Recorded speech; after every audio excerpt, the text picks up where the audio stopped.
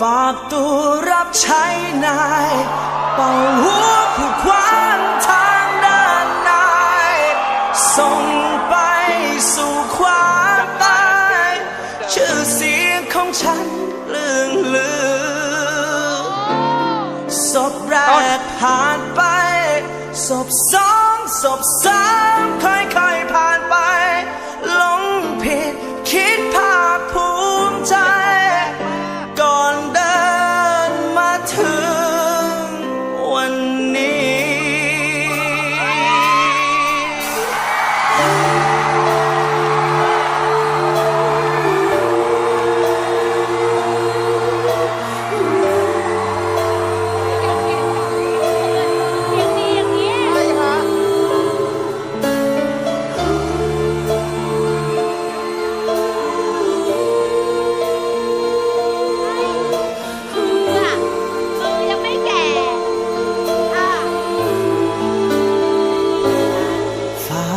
เส้นสุดท้ายตอนตะวันบ่ายคล้อยลงมานายสั่งให้ลงมือฆ่าเด็กตาดำๆศรัทธาสลายความเป็นตายไล่เรียงเป็นฉากจากเริ่มถึงนิ่งนานมีไกลปืนเหยียบศพข้างไปคว้าเอาเงินข้ามความจนที่ฉันนี้นาปากกัดตีนที่เรื่อยมาตีรันฟันแทงแกล้งกล้าหนุ่มกระทงไม่เคยหลีหนีใจผู้ใดแรงมาเราก็แรงไปแย่งชิงก้อนเงินจนพบกับนายผู้มากลายด้วยบารมีเงินยิ่งใหญ่ขับเมืองทุกคนต้องก้มหัวมือกุมบัง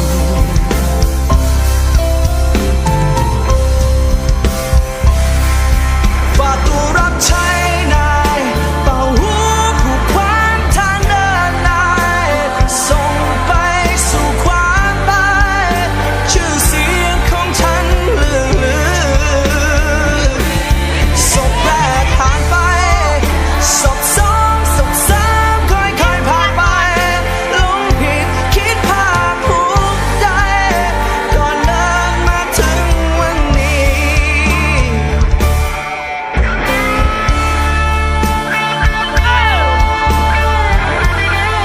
เฉยๆนะเฉยๆนะเฉยๆ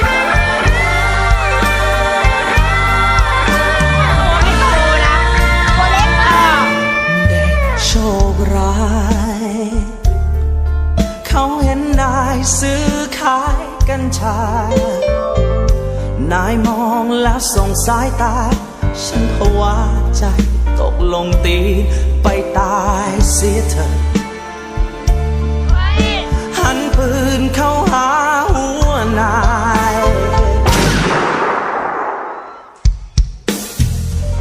เหนียวไกลแล้วฉันโล่งใจได้กลิ่นไอของความดีงา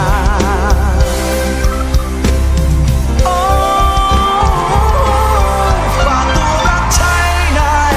เป่าหัวผู้ขวางทางเดินนายส่งไปสู่ความตายชื่อเสียงของฉันเลื่องลือศพแรกผ่านไปศพสองศพสามค่อยๆผ่านไปหลงผิดคิดภาคภูมิใจก่อนเดินมาถึงวันนี้นี่คือครั้งหนึ่งที่ภูมิใจว่าฉันยังเป็นมนุษย์